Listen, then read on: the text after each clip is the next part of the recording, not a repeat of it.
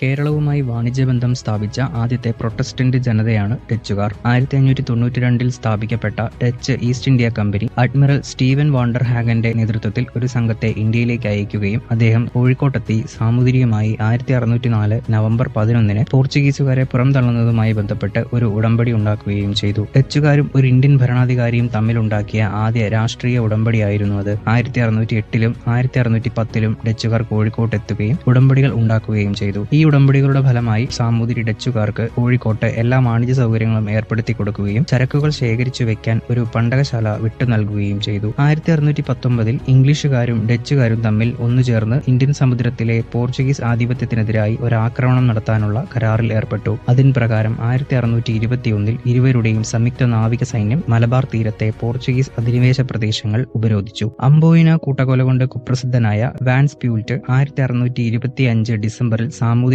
സന്ദർശിച്ചതിന്റെ ഫലമായി ഡച്ചുകാർക്ക് കോഴിക്കോട്ട് ഒരു ഫാക്ടറി നിർമ്മിക്കാൻ അനുവാദം കിട്ടി. കൂടാതെ പ്രതിവർഷം 3000 കണ്ടി കുരുമുളക് ഡച്ചുകാർക്ക് നൽകാമെന്ന് സാമൂതിരി സമ്മതിക്കുകയും ചെയ്തു. ഇങ്ങനെ 17ാം ശതകത്തിന്റെ ആദ്യ ദശകങ്ങളിൽ മലബാറിൽ പോർച്ചുഗീസുകാരുടെ നില അനുക്രമം ഇടിഞ്ഞുവരികയും അവരുടെ വാണിജ്യ താൽപര്യങ്ങൾക്ക് ശക്തമായ ഭീഷണിയായി ഡച്ചുകാർ ഉയർന്നു വരികയും ചെയ്തു. പോർച്ചുഗീസുകാർ കേരളത്തിൽ അടിക്കടി ക്ഷയിച്ചുകൊണ്ടിരുന്നപ്പോൾ അവരുടെ സ്ഥാനത്ത് ഒരു മികച്ച യൂറോപ്യൻ ശക്തി എന്ന നിലയ്ക്ക് പ്രാബല്യം നേടാമെന്ന് ഡച്ചുകാർ സ്വപ്നം കണ്ടു. അതിനെ തുടർന്ന് 1658-59 കാലത്ത് ഡച്ച് അഡ്മിറൽ വാൻ ഗൂൺസ് ശ്രീലങ്കയിൽ പോർച്ചുഗീസ് ആധിപത്യത്തിന് കീഴിലായിരുന്ന കൊളംബോ ഉൾപ്പെടെയുള്ള പ്രദേശങ്ങൾ പിടിച്ചെടുക്കുകയും അവരെ കേരളത്തിൽ നിന്ന് തുരത്തുന്നതിനുള്ള സൈനിക നീക്കങ്ങൾ ആരംഭിക്കുകയും ചെയ്തു. കൊല്ലമായിരുന്നു ഡച്ചുകാരുടെ ആദ്യ ലക്ഷ്യം. വാൻ ഗൂൺസിന്റെ നേതൃത്വത്തിൽ 1658 ഡിസംബർ 29 ഡച്ചുകാർ പോർച്ചുഗീസുകാരുടെ കൊല്ലം കോട്ട പിടിച്ചെടുത്തു. തുടർന്ന് അദ്ദേഹം 1659 ജനുവരി 7 കൊല്ലം റാണിയുമായി ഒരു ഉടമ്പടി ഉണ്ടാക്കി. ഈ ഉടമ്പടി പ്രകാരം കൊല്ലം നഗരവും പോർച്ചുഗീസുകാരുടെ തോട്ടങ്ങളും വസ്തുവകകളും റാണി ഡച്ചുകാർക്ക് വിട്ടുകൊടുക്കുകയും ഇരു ശക്തികളും തമ്മിൽ ഒരു പ്രതിരോധ സഖ്യത്തിൽ ഏർപ്പെടുകയും ചെയ്തു.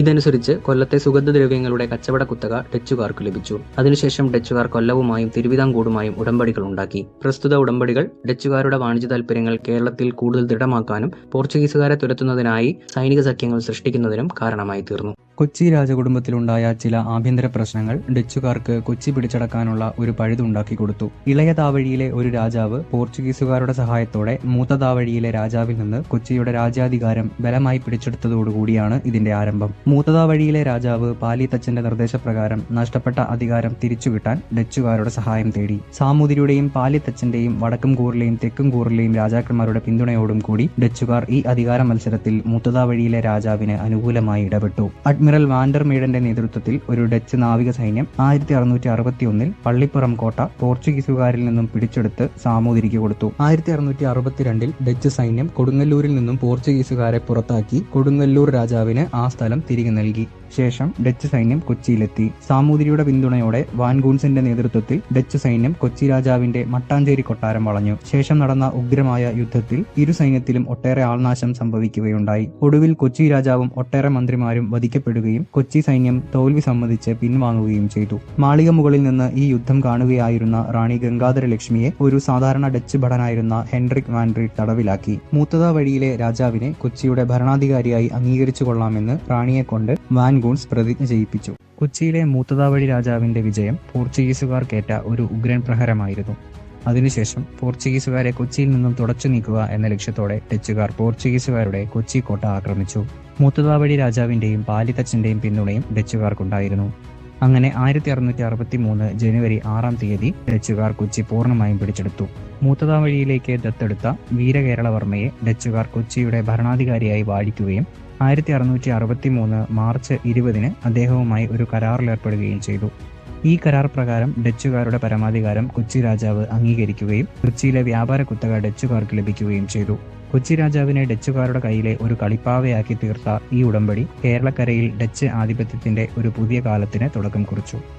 1729 മാർത്താണ്ഡവർമ്മ തൃപ്പാപ്പൂർ സ്വരൂപത്തിന്റെ അഥവാ തിരുവിതാംകൂറിന്റെ ഭരണാധികാരമേൽക്കുകയും പ്രബലവും കേന്ദ്രീകൃതവുമായ ഒരു ഭരണത്തിന് അടിത്തറയിടുകയും ചെയ്തു. നാടുവാഴിത്തത്തിന്റെയും അരാജകത്വത്തിന്റെയും ശക്തികളെ അടിച്ചമർത്തിയതിനു ശേഷം തന്റെ രാജ്യം വിസ്തൃതമാക്കാൻ അയൽരാജ്യങ്ങൾ വെട്ടിപ്പിടിക്കുന്നതിൽ മാർത്താണ്ഡവർമ്മ വ്യാപൃതനായി. അങ്ങനെ ഇളയിടത്ത് സ്വരൂപത്തിന്റെ നേർക്ക് മാർത്താണ്ഡവർമ്മ തിരിഞ്ഞു. ഇളയിടത്ത് സ്വരൂപത്തിന്റെ മൂപ്പൻ 1736 മരിച്ചപ്പോൾ പകരം അധികാരമേൽക്കാൻ മൂത്ത റാണിയെ മാർത്താണ്ഡവർമ്മ അനുവദിച്ചില്ല. മാർത്താണ്ഡവർമ്മയുടെ വളർന്നുവരുന്ന ശക്തിക്ക് കടിഞ്ഞാണിടാൻ തക്കം പാർത്തിരുന്ന ഡച്ചുകാർ ഈ പ്രശ്നത്തിൽ റാണിക്ക് അനുകൂലമായി ഇടപെടുകയും 1741 റാണിയെ ഇളയടത്ത് സ്വരൂപത്തിന്റെ ഭരണാധികാരിയായി വാഴിക്കുകയും ചെയ്തു. തുടർന്ന് യുദ്ധം പൊട്ടിപ്പുറപ്പെടുകയും തിരുവിതാംകൂർ സൈന്യം ഇളയടത്ത് സ്വരൂപത്തിന്റെയും ഡച്ചുകാരുടെയും സംയുക്ത സൈന്യങ്ങളെ വിനാശകരമാം വിധം പരാജയപ്പെടുത്തുകയും ചെയ്തു. ഇളയടത്ത് സ്വരൂപം പിടിച്ചടക്കിയതിനു ശേഷം മാർത്താണ്ഡവർമ്മ ഡച്ച് കോട്ടകൾക്കെതിരായി ഒരു ആക്രമണ പരമ്പര തന്നെ നടത്തി അവയെല്ലാം പിടിച്ചെടുത്തു. അതിനെ തുടർന്ന് സിലോണിൽ നിന്ന് ഡച്ചുകാരുടെ ഒരു പീരങ്കിപ്പട കുളച്ചിലെത്തുകയും മാർത്താണ്ഡവർമ്മയുടെ തലസ്ഥാനമായ കൽക്കുളത്തേക്ക് നീങ്ങുകയും ചെയ്തു. എന്നാൽ മാർത്താണ്ഡവർമ്മയുടെ സൈന്യത്തിന്റെ വീരോചിതമായ ആക്രമണങ്ങൾക്ക് മുന്നിൽ ഡച്ച് സൈന്യത്തിന് അടിപതറി. ഒടുവിൽ 1741 ഓഗസ്റ്റ് 10 കുളച്ചിൽ വെച്ച് നടന്ന സുപ്രസിദ്ധമായ യുദ്ധത്തിൽ മാർത്താണ്ഡവർമ്മ ഡച്ചുകാർക്ക് മേൽ ഗംഭീര വിജയം നേടി. കേരളം കീഴടക്കാമെന്ന ഡച്ചുകാരുടെ സ്വപ്നത്തെ എന്നേക്കുമായി കുളച്ചിൽ യുദ്ധം തകർത്തുകളഞ്ഞു. യുദ്ധത്തിൽ ഡച്ച് സൈന്യാധിപനായിരുന്ന ഡില്ലനോയ് തടവിലാക്കപ്പെട്ടു. അദ്ദേഹത്തെ മാർത്താണ്ഡവർമ്മ പിന്നീട് തന്റെ സൈന്യത്തിന്റെ വലിയ കപ്പിത്താൻ ആക്കുകയും ഒട്ടേറെ യുദ്ധങ്ങളിൽ തിരുവിതാംകൂർ സൈന്യത്തിന് അദ്ദേഹത്തിന്റെ സേവനം ലഭിക്കുകയും ചെയ്തു.